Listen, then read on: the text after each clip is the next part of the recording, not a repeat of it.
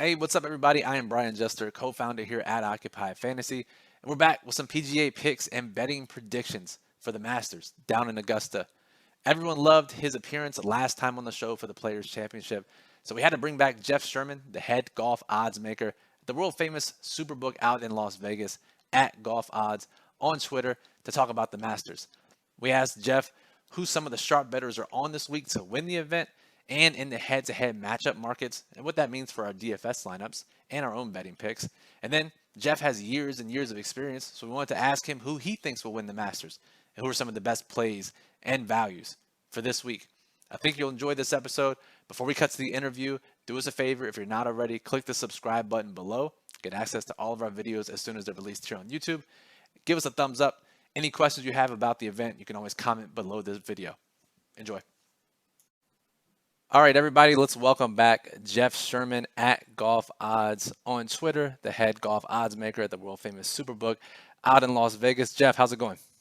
Great. How's it going? Good. Glad to have you back. A lot of our viewers and listeners enjoyed your takes during the Players Championship, so we had to bring you back to talk about the Masters. I imagine this is one of the busiest weeks of the year for you, right? It is, and it's mostly because it goes right from the NCAA tournament straight into the Masters. So it's a continuous week. Don't get much of a breath here, but it'll be nice to enjoy the tournament and then reflect on it next week. I'll catch a breather next week. Yeah, that's when you can sleep too. Well, we appreciate you taking the time out of your busy schedule to talk with us. It won't keep you too long. Do want to get your opinions on the Masters and what some of the bets you're seeing coming in. Before we get into some of the details, Jeff, I wanted to ask you, since this is such a huge, I imagine one of the biggest liability weeks for the book as far as the amount of action is concerned, is there any difference in how you set the lines for the Masters compared to any other golf events? Well, no, I mean I power rate the golfers, and we expect to see some more public support, obviously, this week than you'd see in other weeks.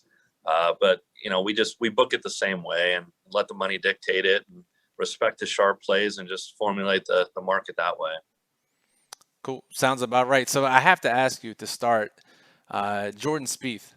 He has been on a bit of a hot streak lately, and I wanted to know because you guys have had Masters futures up for a while now.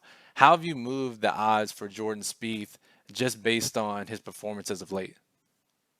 Well, he opened at 60-1 last November, right after the conclusion of the last Masters, and he stayed that way all the way until the Phoenix Open, when he went blistering at that point and maintained his consistency. But basically, at the Phoenix Open, I dropped him from 60 all the way down to 30, so that was a drastic move.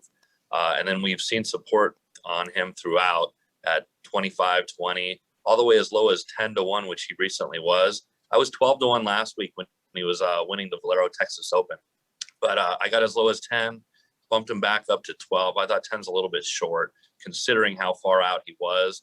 And it's somewhat subsided recently. He's up there in ticket count and money, but that's just a consistent amount of support he's had over the past couple months. Yeah, I saw right before we recorded this, you tweeted out some of the ticket counts, and uh, at some of the offshore sports books and some of the legal sports books in other states, you see Spieth as having the top ticket count, but he doesn't have the top ticket count for you guys as of now, right? No, not right now. So, but that it changes. It's fluid. He could be the leader by the end of tonight when it goes off pre-tournament. So, these things have been changing as I've been looking at them almost hour by hour. Interesting. So I want to ask you, as you've been around for a while, as a bettor, or if you're listening to this as a DFS player, and this is just a general scenario question, how do you handle someone who's at the peak of their popularity, like Spieth is?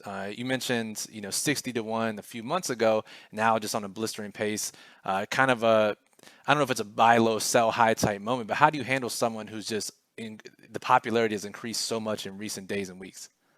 Well, I myself look to stay away. I mean, I have a small ticket on him at 60-1 myself from way back, but I'd buy something like that. I would never get involved at 10 or 12 right now. And I'm actually looking to fade him in matchups. I bet Justin Thomas and Patrick Cantlay against him, just because I think it's such a large reaction, such a public reaction to where he's at right now, that I think you're getting value on these other guys that were large favorites before, and now you're just laying smaller prices against Speed. Yeah, love to hear that. And I know, for DFS listeners, Jordan Spieth going to be one of the most popular golfers this week. So music to my ears to hear that you're fading him, at least in the matchups. Another golfer I wanted to get your input on was Brooks Koepka. He's coming off the knee surgery. I think beat a lot of people's timelines to even play in this event. Have you guys taken any respected action on Brooks, and what are your thoughts on his outlook for this event? Well, no respect action. I got as high as 40 to 1, and we've seen some public action because the public's not used to seeing him at a number that high. And I didn't use him in any matchups or any type of props because I'm not expecting a strong performance. And I think that if I used him, the sharps would be looking to fade him. And I myself bet Cantley and Schauffele against him in matchups. And I don't think he's 100% no matter what he says. And he'll do his best, but he's always got the crutch that he wasn't ready. So I wouldn't expect much out of him. And I think we're pretty much the longest odds on the market right now at 30 to 1 on him.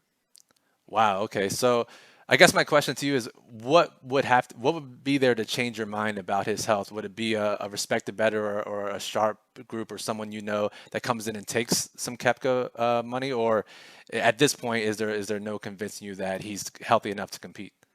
Well, I'll respect sharp money on him, but not from a health standpoint. I know some sharps that played him in the outrights, but they just said that their numbers don't exactly take into account what his health is. They're just playing the number.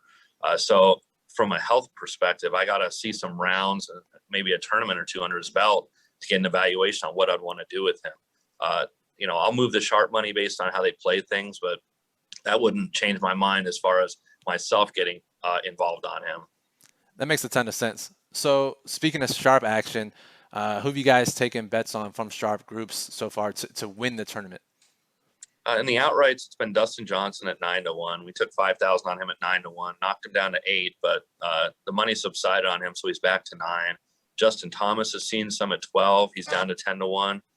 Patrick Cantley, anything higher than 20, or at 25 to 1, we saw some on him. And even today, we took a sharp play on Brian Harmon at 150 to 1 as a long shot. Wow. Do you guys get much sharp action on those longer shot type bets? Usually when they're just a little bit off market, they'll get involved, getting some value for themselves. Harmon wasn't too far off market, so that I think that's just more of an opinion than an off market price. Gotcha. Okay. So what about in the head-to-head matchup market? Who are the sharps liking and fading over there? Well, they've been involved on Rory McIlroy, and I think that's because his odds have drifted out to 18 to 1, and you're seeing him as an underdog where he hasn't been this large of an underdog traditionally in the matchups. But, his performance has dictated his price, but the sharps are supporting him. And Patrick Cantley's been a popular go-on for the sharps too. And they're really fading Spieth, Westwood, Colin Morikawa, and Tommy Fleetwood in every matchup that those guys are in. That's interesting to hear. So you have Morikawa, young guy. He doesn't have a ton of experience at the Masters, but his approach play, obviously. Yeah. Do you have any opinion one way or the other against the sharps there? Well, I'm not involved with on McIlroy in any way, and I just didn't get involved in his matchups. I do like Cantley. I bet him in the outrights 25 to 1. I played in some matchups too, and I agree with the take about fading Spieth. I haven't been involved in fading the other guys. I would have liked to have faded Westwood because I think he just played 2 really solid tournaments and played over his head at 47 years old. And I think his odds are way too low for where they should be. I mean, he's like 30 to 35 on the market. I'm offering him at 60 to 1. Wow. And I just too low and too much of an adjustment on him too quickly. And I would have liked to fade him, but some of his matchup prices against him are pretty high. Gotcha. Okay. Yeah. Well, Westwood did have that 2-week stretch where he was at the top of the leaderboard on Sundays. It came out of nowhere. All right. So you agree with some, disagree with some. Any other predictions or some of your favorite plays, Jeff, for the event? Well, I played some in the outrights. I played Cameron Smith, who has a good history here, is playing well. I played him at 40 and 50 to 1. I like Corey Connors too in triple digits as a little longer shot. And I played him in some matchups. There's one I really like against Shane Lowry. I laid $1.35 on that one. But I think Connors is a nice long shot that he can just put himself in position come Sunday and see what happens, almost like Danny Willett did a few years ago. Interesting. Yeah. And Connors has been playing really well as of late. So I really like that one too. And Jeff, one of the final questions before we get out of here. The Masters, you always hear talk about course history is so important. Recent form is so important because you can't just find your game at Augusta. So I got to ask you, any first timers or guys who haven't played a ton at Augusta, or with poor course history that you think have a chance at changing the expectations and being in the top 10 this week? Well, the poor course history is a tough one for these guys because sometimes when they don't get it, they just don't get it. But a first timer that I could see doing well, almost like Sungjae Im did last year, finishing second, would be a Will Zalatoris. He's just a solid golfer, and he's played in some big events already. And I could see him threatening up there, and I wouldn't expect him to get a win. We're offering about 150 to 1, but you might be able to find him in a top 20, top 10 type thing with a nice price, and he definitely can threaten. Yeah, Zalatoris says I think he's only missed one cut in the last few months, so definitely impressive showing there. I wouldn't be surprised either. Jeff, we appreciate your time. I want to just give you the floor if you have any final thoughts on the Masters or any other golf takes. Well, the two things I wouldn't expect to see this year what we saw last year with Dustin Johnson manhandling the course. I think it's going to be a little bit more challenging. And we opened the winning score at 13.5 under par. It's been bet over right now, and we're sitting at 11.5 under par. So expect a more challenging course this year. And the other thing, I know I always bring this up, if you want to see a true indication of power ratings of the golfers, don't look at the outright markets, look at the matchup markets, because you'll often see an underdog favored over someone that has lower odds than him. So that'll give you a true indication of who the real favorites are for the tournament.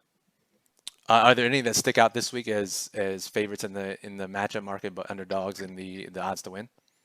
Well, these guys against Spieth, you have McIlroy favored and Cantley favored over Spieth, and they're both longer odds than Jordan is. So that's a prime example. Perfect. Love to hear that. So, Jeff, we appreciate you coming on the show during this busy week. Always appreciate your insight. If you like what Jeff has to say, you can follow him on Twitter at Golf Odds. And if you're out in Vegas, you can always stop by the SuperBook to say what's up. So, Jeff, thanks for listening. I'm Brian from Occupy Fantasy. Everyone, good luck this week at the Masters. Thanks, Brian.